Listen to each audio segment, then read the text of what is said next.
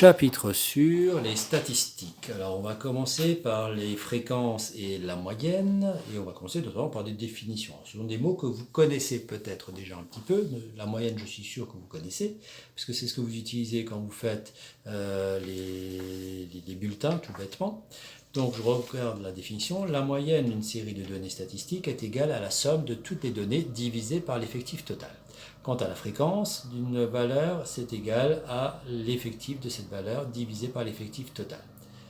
Alors, ce ne sont pas en réalité des définitions à proprement parler. Là, ce qu'on voit, ce sont plutôt des méthodes de calcul. Alors, je reprends la définition de la moyenne. La moyenne d'une série de données statistiques est égale à la somme de toutes les données divisées par l'effectif. Alors déjà, c'est quoi une série de données statistiques? C'est simplement une succession de nombres. Ça peut être par exemple des notes, une série de notes. Si je prends ici cet exemple-là, j'ai Paul et Louise qui ont eu des notes. Paul a eu un 7, un 12 et un 11, et Louise a eu tout le temps des 10. Voilà. Ça, c'est une série de données, tout simplement. Et comment je calcule la moyenne de Paul? On me dit que c'est la somme de toutes les données divisées par l'effectif total. L'effectif total, c'est le nombre de notes que j'ai. Si j'en ai 3, pour Louise aussi, ça va être 3. Donc ça, c'est l'effectif total. Et la somme, ça veut dire que j'additionne toutes les données. Donc je vais faire 7 plus 12 plus 11, ça fait 30. Divisé par l'effectif total qui est 3. 30 divisé par 3, ça fait 10. Donc Paul a une moyenne de 10. Louise, si je fais pareil, 10 plus 10 plus 10, ça fait 30, divisé par 3, ça fait 10 aussi. Pour Louise, elle n'a peut-être pas besoin de faire le calcul, puisqu'elle a eu que des 10, donc sa moyenne est forcément de 10. Pour Paul, c'est un petit peu différent, puisqu'il a quand même des notes différentes. Alors, ils n'ont pas les mêmes notes, Paul et Louise, et pourtant, ils ont la même moyenne. Alors, comment ça se fait? Une moyenne, il faut le prendre comme une sorte de lissage des choses. Je m'explique. Paul, imaginez qu'au lieu d'avoir des notes, imaginez que ce soit une sorte de pâte à tartiner. Donc, si je fais le schéma ici à côté, ça c'est ma tranche de pain, et imaginez que j'ai 7 mm de pâte à tartiner, à côté je me fais une deuxième dose, mais avec 12 mm de hauteur, et là 11 mm. J'ai compté les interlignes tout bêtement. Et maintenant, qu'est-ce que je vais faire? Je prends mon couteau, et je vais répartir cette pâte à tartiner, c'est-à-dire je lisse ceci, sans dépasser. Qu'est-ce que je vais remarquer? Je remarque que si je fais ça, au final, ma pâte à tartiner, qu'est-ce qui va se passer? Finalement, la partie qui dépasse ici, la partie qui dépasse, ça va me permettre de combler ce trou. Et le dessin que j'ai en rouge, c'est exactement le dessin qu'il y avait pour Louise. Donc, ma moyenne, c'est la valeur que j'obtiendrais si je lissais l'ensemble de mes données. Donc vous voyez qu'ici, 1 en plus par rapport à 10. Là, j'ai 2, 12, c'est 2 en plus par rapport à 10. Alors que 7, lui, il en manquait 3. Et bien, 1 plus 2 qui dépasse, ça fait bien 3, qui à eux deux vont permettre de combler ce qui manquait par rapport au 7. Donc voilà un petit peu ce que c'est qu'une moyenne. Et c'est ce qui est marqué là. La fréquence, c'est quoi? C'est l'effectif d'une valeur divisé par l'effectif total. En gros, la fréquence, c'est quelle est la proportion des choses, de chacune des choses. Si je prends l'exemple du collège, imaginons que je veux savoir quelle est la proportion d'élèves qui sont demi-pensionnaires dans notre collège. Je vais regarder combien j'ai d'élèves en tout au collège. On va dire qu'il y en a 600, j'en sais rien très honnêtement, mais admettons que c'est 600. Et je vais regarder ensuite combien j'ai d'élèves qui sont demi-pensionnaires. Admettons que sur les 600 élèves du collège, il y en a 420 qui sont demi-pensionnaires. La proportion va être 420 sur 600. C'est une fraction. 420 600e. Et si vous calculez 420 divisé par 600, vous trouvez que ça fait 0,7. Donc je pourrais aussi dire que finalement, la proportion est de 0,7. Cette proportion, c'est la fréquence. Que je dise 420 sur 600, que je dise 0,7 ou que je dise 70%, parce que si vous calculez 420 par rapport à 600, vous verrez que c'est 70%. C'est un chapitre qu'on avait vu il y a quelque temps. Donc une fréquence peut être donnée sous forme de fraction, c'est ce que je l'ai dit avant, avec mon 420 divisé sur 600. En nombre décimal, si vous prenez la fraction et que vous la calculez, vous allez trouver 0,7. Vous serez parfois obligé d'arrondir. ou alors sous forme de pourcentage, mais même principe, hein, vous transformez votre nombre décimal en pourcentage. Ce qui veut donc dire qu'en pourcentage, sera toujours compris, qu'une fréquence sera toujours comprise entre 0% et 100% si vous le calculez en pourcentage. Et si vous le calculez en nombre décimal, ce nombre décimal ne pourra jamais être plus grand que 1, puisque 1, ça correspondrait à 100%. Je vous rappelle quand même l'un des principes de base, 100%,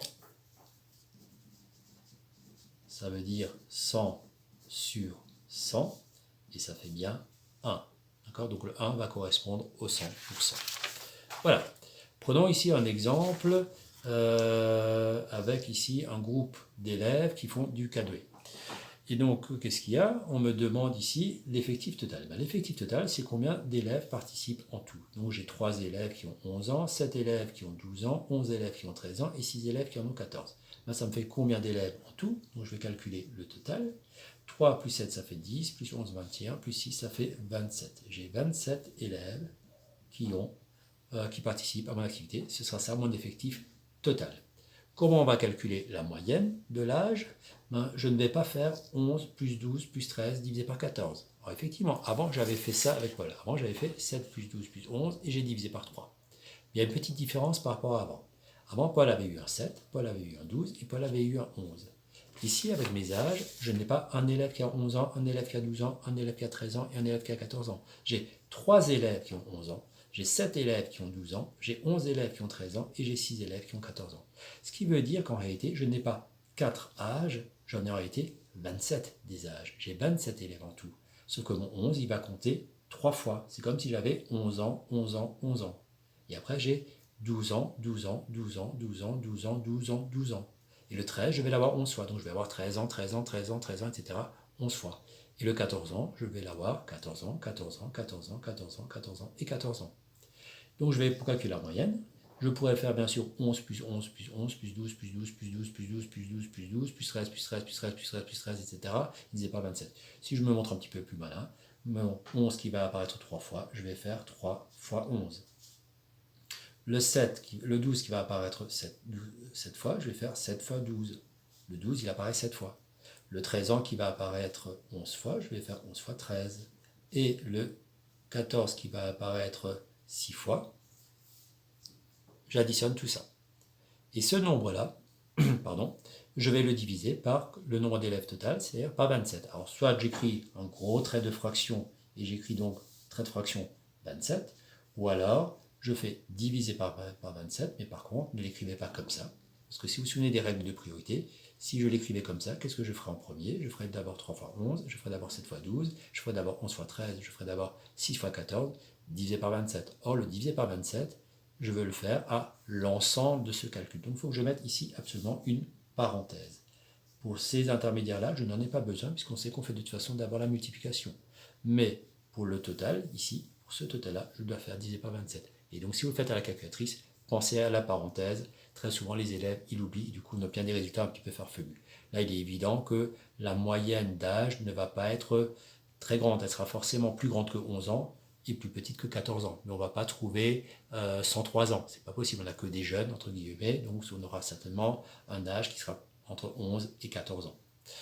Donc là aussi, soyez toujours un petit peu critique par rapport à votre résultat. Et donc, on va calculer 3 fois 11 plus 16, 7 fois 12, etc. Ça fait 344 que je vais diviser par 27. Et ce nombre-là, il va falloir qu'on l'arrondisse. Ça fait environ 12,74. Donc c'est tout à fait normal que la moyenne d'âge soit comprise entre 11 ans et 14 ans. Donc c'est pas tout à fait 13 ans. La fréquence des 12 ans. 12 ans, ils sont à 7. Donc j'ai 7 élèves sur 27 qui ont 12 ans. Donc la fréquence des 12 ans, je peux dire que c'est 7 27e, mais je pourrais aussi le calculer à la calculatrice. 7 divisé par 27, ça fait environ 0,58, il faut l'arrondir. Et si vous le transformez en pourcentage, vous pouvez dire que c'est 58%. Voilà. Là, les 3 réponses sont justes. Une médiane. Qu'est-ce qu'une médiane? Alors, médiane, c'est quelque chose qui existe à la fois en géométrie et en statistique. Ici, c'est la partie statistique qui m'intéresse. C'est pas tout à fait la même chose qu'en géométrie. Enfin, ça n'a même carrément rien à voir. Nous, on va s'occuper de la médiane statistique. La médiane d'une série de données statistiques, c'est-à-dire la médiane d'une série de nombres, c'est une valeur telle que la moitié des élèves de cette série est plus petite ou égale à la médiane, et l'autre moitié, elle est supérieure ou égale à cette médiane. Et s'il y a plusieurs nombres qui peuvent correspondre à cette définition. On va prendre le milieu, entre guillemets, de cette série. Ça veut dire quoi? On va regarder ça sur un exemple. Le plus simple, voilà. Donc comment est-ce qu'on détermine une médiane? Une façon de déterminer une médiane consiste d'abord à les classer dans l'ordre croissant. C'est-à-dire ici, vous voyez que 3, 3, 5, 8, 11, 13 et 21, ils sont déjà classés dans le bon ordre. Ça aurait été tout à fait... on aurait parfaitement pu les avoir sous cet ordre-là. C'est-à-dire, imaginez, je demande à mes élèves, enfin je ne sais pas trop si c'est des élèves, mais on va supposer qu'on va demander à un certain nombre de personnes quel âge ils ont. Il y en a un qui va me dire qu'il a 3 ans, l'autre va me dire qu'il a 11 ans, l'autre il a 13 ans, l'autre il en a 21, l'autre il en a 5. Sauf que si je les prends un peu au hasard, je vais risquer de les avoir un peu dans le désordre. Je peux peut-être d'abord avoir 5 ans, puis 11 ans, puis 21, puis 3, puis 8, puis 3, puis 13.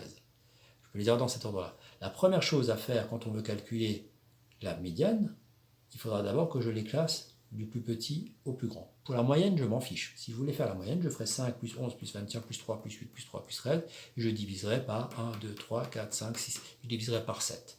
Pour la moyenne, l'ordre n'a pas d'importance. Pour la médiane, il faut d'abord les classer dans le bon ordre. Donc si je les ai comme ça, il faut d'abord que je les remette sous cet ordre-là. C'est exactement les mêmes nombres. Vous remarquez, 3, 3, 5, 8, 11, 13, 21, 3, 3, 5, 8, 11, 13 et 21. C'est exactement les mêmes nombres. Donc on les classe comme ça.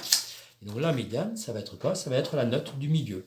Donc comme j'en ai 7, ben, qu'est-ce que ça va être? Ça va être le fameux 8. J'ai bien 3 élèves qui ont moins que 8, et j'ai bien 3 élèves qui ont plus que 8. Donc si la médiane est 8, parce qu'il y a autant de nombres qui sont plus petits que 8, et il y en a autant de nombres qui sont plus grands que 8. Donc c'est la note qui va me permettre de dire, voilà, tous ceux qui ont plus que 8, vous allez à droite, tous ceux qui ont plus ou moins que 8, vous allez à gauche. En gros, j'ai un groupe de vieux et un groupe de jeunes. Quand je dis vieux, c'est entre guillemets, bien évidemment.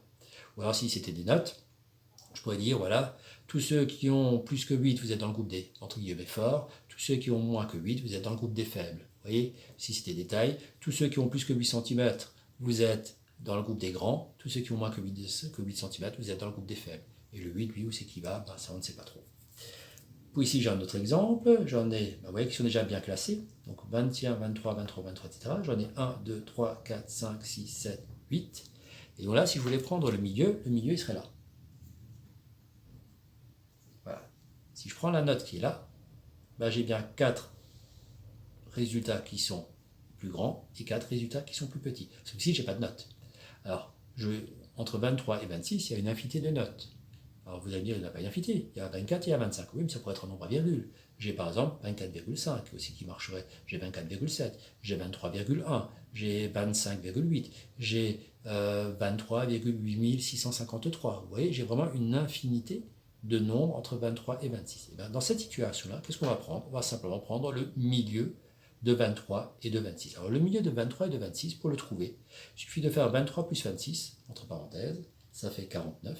Et 49 divisé par 2, vous allez trouver que ça fait 24,5. Donc 24,5, c'est le milieu de 23 et 26. Du coup, on va prendre comme médiane 24,5. La médiane est 24,5 parce que c'est le milieu de la série. On constate bien qu'il y a la moitié qui ont plus que 24,5 et l'autre moitié qui en a bien moins. Donc ici, on va trouver 24,5 et en dessous de 24,5. Dernier exemple, 1, 2, 3, 4, 5, 6, 7, 8. Je refais la même chose. Le milieu de 8, ben, il est ici. Et donc je vais avoir ici 4 résultats et 4 résultats. Et donc le milieu de 19 et de 19, ben, c'est 19 tout simplement. Là, il n'y a pas de calcul à faire, c'est 19. Et donc on constate qu'il y a bien 4 nombres qui sont plus grands ou égaux à 19. Et il y a bien 4 résultats qui sont plus petits ou égaux à 19. Et donc là, si je voulais faire mes groupes, je ne pourrais pas simplement dire tous ceux qui ont plus que 19, vous allez à droite, tous ceux qui ont moins que 19, vous allez à gauche. Pourquoi? Parce que ceux qui ont 19, ils sont un petit peu embêtés, ils ne savent pas trop où se mettre. Il faudrait qu'on répartisse ceux-là, ces 4-là, il faudra qu'on les répartisse. Il y en a 3 d'un côté et 1 de l'autre. Voilà. Donc voilà ce que c'est qu'une médiane. Suite la prochaine vidéo.